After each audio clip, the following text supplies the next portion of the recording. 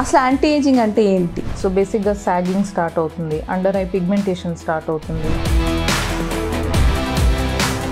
Treatments అంటే exactly what అంటే ఏం చేస్తారు? దానికి మనం Q switch ND YAG laser treatment చేస్తాము. ఏ ట్రీట్మెంట్స్ ఏ ఏజ్ వాళ్ళు తీసుకోవచ్చు? 30s to 40s age group ఏదైతే ఉంటుందో అక్కడ కామన్గా వచ్చేది. హాయ్ ఫ్రెండ్స్, ఈరోజు నేను Arshi group of skin and hair clinics chief dermatologist doctor Annapurna గారితో ఉన్నాను. హాయ్ అను. హాయ్ అండి, ఎలా ఉన్నారు? I'm good, thank you. How are you? I'm good. Anu, నాకు ఎప్పటి నుంచో కొన్ని డౌట్స్ ఉన్నాయి, ఎస్పెషల్లీ యాంటీ ఏజింగ్ గురించి. నాకు కొన్ని డౌట్స్, ఆ డౌట్స్ ఏంటో మీరు క్లారిఫై చేయగలరా? ష్యూర్ చెప్పండి. సో అసలు యాంటీ ఏజింగ్ అంటే ఏంటి? సో బేసిక్గా మనకి విత్ టైం ఏజింగ్ అనే ఫ్యాక్టర్స్ సెట్ ఇన్ అవుతూ ఉంటాయి. సో మనం 20sలో ఉన్న లుక్ మనకి 30s టైంకి డిఫరెన్స్ వస్తుంది. ఫ్రమ్ 30s to 40s ఇంకా డిఫరెన్స్ వస్తూ ఉంటుంది. దాన్ని మనం ఏజింగ్ అంటాం. So we are losing our youthfulness. The skin starts to age. So బేసిక్గా సాగింగ్ స్టార్ట్ అవుతుంది, అండర్ ఐ పిగ్మెంటేషన్ స్టార్ట్ అవుతుంది, ఫేస్ మీద మనకి చిన్న చిన్న పిగ్మెంటేషన్ స్పాట్స్ వస్తాయి, రింకిల్స్ ఫామ్ అవడం స్టార్ట్ అవుతాయి, డబుల్ చిన్ ఫార్మేషన్ స్టార్ట్ అవుతుంది. ఇవన్నీ ఏజింగ్ సైన్స్. ఓకే. సో మనం ఏదైతే ట్రీట్మెంట్ దీన్ని రివర్స్ చేయడానికి చేస్తామో అవే యాంటీ ఏజింగ్ ట్రీట్మెంట్స్. అంటే యాంటీ ఏజింగ్ ట్రీట్మెంట్స్ అంటే ఎగ్జాక్ట్లీ వాట్ అంటే ఏం చేస్తారు? సో బేసిక్గా ఏదైతే మనం ఇప్పుడు సైన్స్ అనుకున్నామో ఏజింగ్ సైన్స్, లైక్ స్పాట్స్ ఉన్నాయి, దానికి మనం Q switch ND YAG laser treatment చేస్తాము. లేజర్ టోనింగ్ అంటారు, కార్బన్ పీల్ అంటారు. లేజర్ అంటే ఇన్వేసివ్ అది కాదు? It's non invasive procedure. దానికి మనకి ఎలాంటి సైడ్ ఎఫెక్ట్స్ కానీ ఏమి ఉండవు. It's a very superficial procedure. So బేసిక్గా it just breaks the pigmentation into smaller particles and అది మన బ్లడ్ స్ట్రీమ్లోకి వెళ్ళిపోతుంది. సో ఇది మనం వన్స్ మంత్లీ అలా ట్రీట్మెంట్ లాగా ప్లాన్ చేసుకుంటాము. అదే మనం రింకిల్స్ని ట్రీట్ చేయాలి అనుకుంటే మనకి వేరియస్ టాక్సిన్ ట్రీట్మెంట్స్ వస్తాయి, లైక్ బొటాక్స్ అని కామన్గా మనం వింటూ ఉంటాము. So that is a muscle relaxing injection. So మనం రిపీటెడ్గా ఏదైతే మజిల్ మూమెంట్ ఇస్తూ ఉంటామో అవే over a period of time, over a period of few years ఒక స్టాటిక్ రింకిల్స్ లాగా ఫామ్ అవుతాయి, ఫోర్ హెడ్ లైన్స్ లాగా.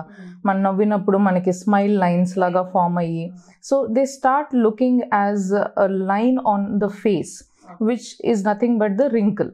సో దానికి రిలాక్సేషన్ ట్రీట్మెంటే మనం ఈ బొటాక్స్ ఇంజెక్షన్స్ కానీ బాటులినం టాక్సిన్ ఇంజెక్షన్స్ అని అంటాం. అదే మనం ఒకవేళ ఈ సాగింగ్ స్కిన్ని మళ్ళీ అప్లిఫ్ట్ చేయడానికి ట్రై చేస్తున్నాం.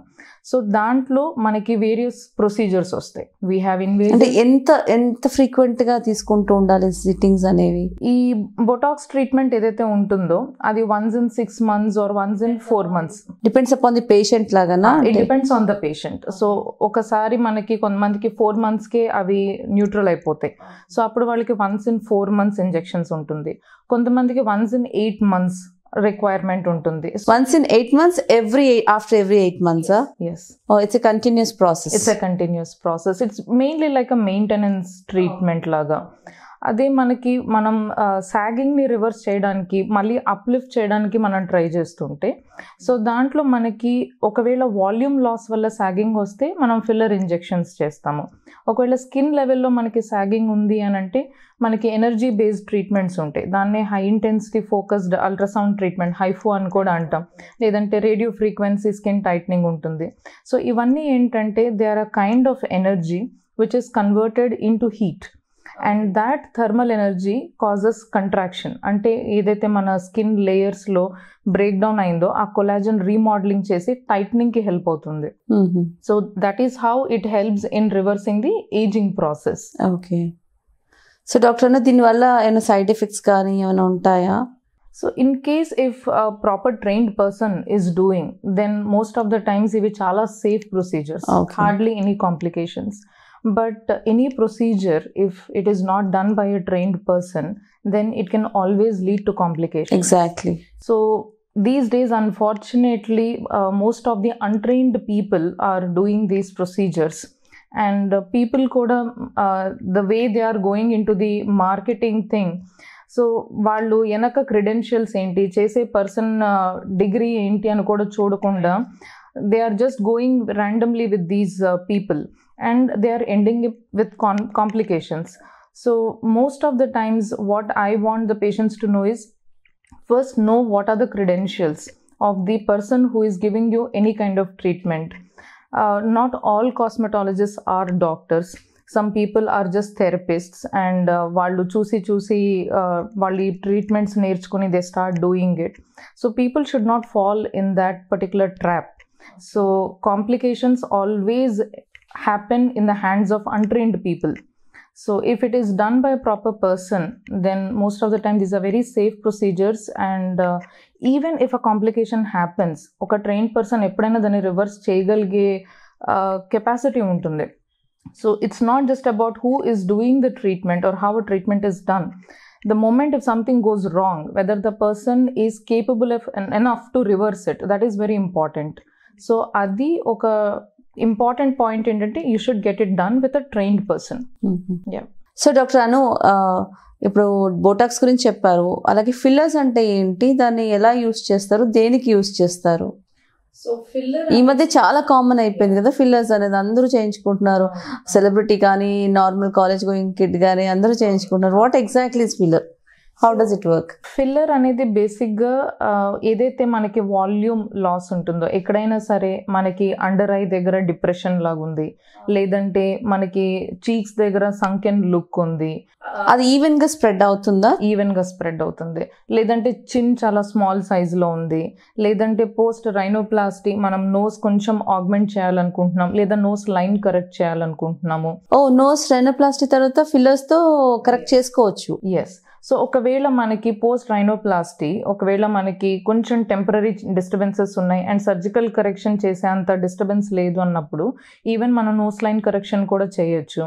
స్మాల్ చిన్ ఉంది, దాన్ని మనం కొంచెం ఆగ్మెంట్ చేయాలనుకుంటున్నాం, లేదా చిన్ బ్యాక్వర్డ్ ప్లేస్మెంట్లో ఉంది and it is not looking forward, proportionate గా లేని దాన్ని ప్రపోర్షనేట్ గా చేసుకోవచ్చు. కొంతమందికి ఫోర్వర్డ్ పెద్దగా ఉండి చిన్న చిన్నగా ఉంటుంది, సో ప్రపోర్షనేట్ గా చేస్తుంది. సో మనం ఓవరాల్ ఫీచర్స్ ఏవైతే ఉంటాయో దాని యొక్క ఎస్థెటిక్ బ్యాలెన్స్లోకి తీసుకురావడానికి ఫిల్లర్ అనేది ఒక very nice treatment. So under eye కొంతమందికి డార్క్ సర్కిల్స్ లా కనిపిస్తాయి, అట్స్ మెయిన్లీ దాన్ని టియర్ ట్రఫ్ అంటారు. సో ఆ టియర్ ట్రఫ్ అనేది ఏంటంటే డిప్రెషన్, ఆ హాలోనెస్ వల్ల షాడో ఎఫెక్ట్ లో when ever they take any photos it looks like dark circle. So దానికి ఎప్పుడైతే మనం కింద వాల్యూమ్ ఫిల్లింగ్ చేస్తామో it becomes more convex. So light ఎప్పుడైనా సరే కాన్వెక్స్ సర్ఫేస్ పైన రిఫ్లెక్ట్ అవుతుంది, కాన్కేవ్ ఏదైతే డిప్రెషన్ ఉంటుందో లైట్ అబ్జార్బ్ అవుతుంది. So it looks darker. So basically it is all about the game of light when it comes to taking pictures.